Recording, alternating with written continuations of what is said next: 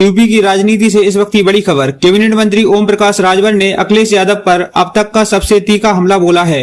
राजभर ने social media पर सीधे अखिलेश यादव को घेरते हुए लिखा कि पिता के दम पर दुर्भाग्य से साल 2012 में आपका मुख्यमंत्री बनना यूपी के लिए भारी पड़ा, जिसने उत्तर प्रदेश को पश्चिम बंगाल बना दिया था।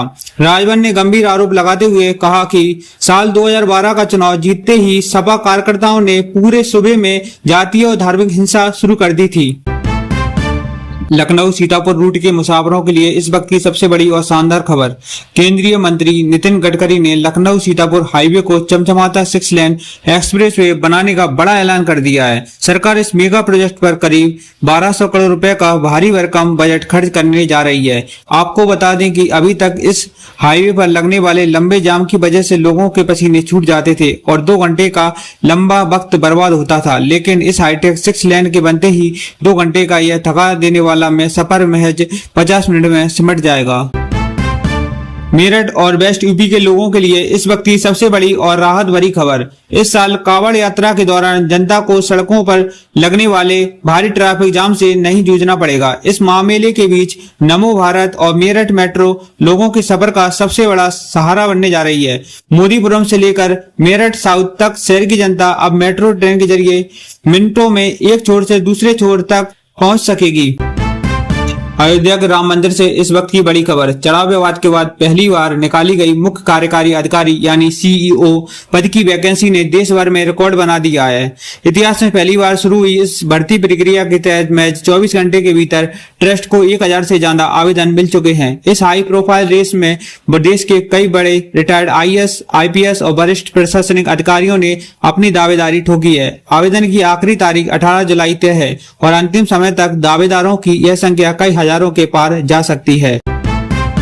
आज की बड़ी खबर उत्तर प्रदेश से निकलकर आ रही है। यूपी सरकार के श्रम विभाग ने जनता और दिहाड़ी मजदूरों के लिए एक बेहद अनोखा यूपी डिजिटल लेबर चौक मोबाइल ऐप लॉन्च कर दिया है। अब आपको घर, दुकान या किसी भी कंस्ट्रक्शन काम के लिए मजदूर, मिस्त्री या ठेकेदार ढूंढने वार्ड जाने की बिल्कुल जरूरत नहीं है। इस हाईटेक ऐप के जरिए आप घर बैठे सिर्फ एक क्लिक पर अपनी जरूरत के हिसाब से कामगारों को सीधा घर बुला सकते हैं। सरकार के इस डिजिटल कदम से जहां आम जनता की राह आसान होगी, वहीं लाखों मजदूरों को भी सीधे घर बैठे रोजगार मिलेगा।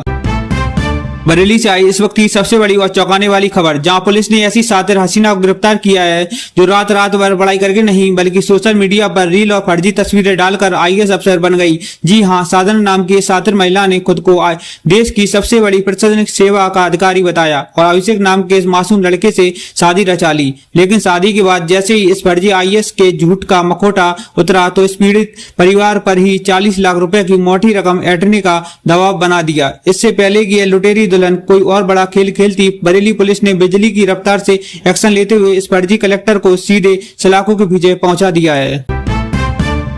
यूपी के हापुड़ से इस वक्त की वह चौंकाने वाली खबर, जहां एक सराफा दुकान में पानी की सीलबंद बोतल में तेजाब मिलने से हड़कंप मच गया है।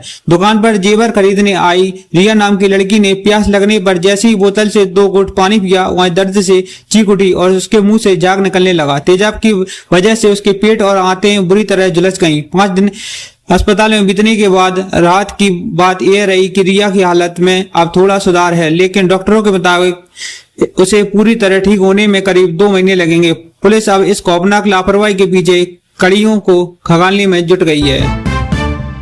दिल्ली से सटे नोएडा के मसूरा गांव से इस वक्त की एक बेहद दर्दनाक और बड़ी खबर सामने आ रही है, जहां एक 5 मंजिला इमारत में लगी भीषण आग ने 2 लोगों की जिंदगी ले ली है। बताया जा रहा है कि यह पूरी घटना इलेक्ट्रिक स्कूटी के चार्जिंग के दौरान हुए शॉर्ट सर्किट की वजह से हुई है, जिसने देखते ही देखते पास खड़ी पेट्रोल गाड़ियों को भी अपनी चपेट में ले लिया। गाड़ियां फटने से आग ने ऐसा विकराल रूप धारण किया कि 50 से ज्यादा कमरों वाली इस पूरी बिल्डिंग में हाहाकार मच गया। इस दर्दनाक हादसे के बाद पुलिस प्रशासन तुरंत एक्शन मोड में आया और अवैध रूप से चल रही इस इमारत के मालिक को हिरासत में ले लिया।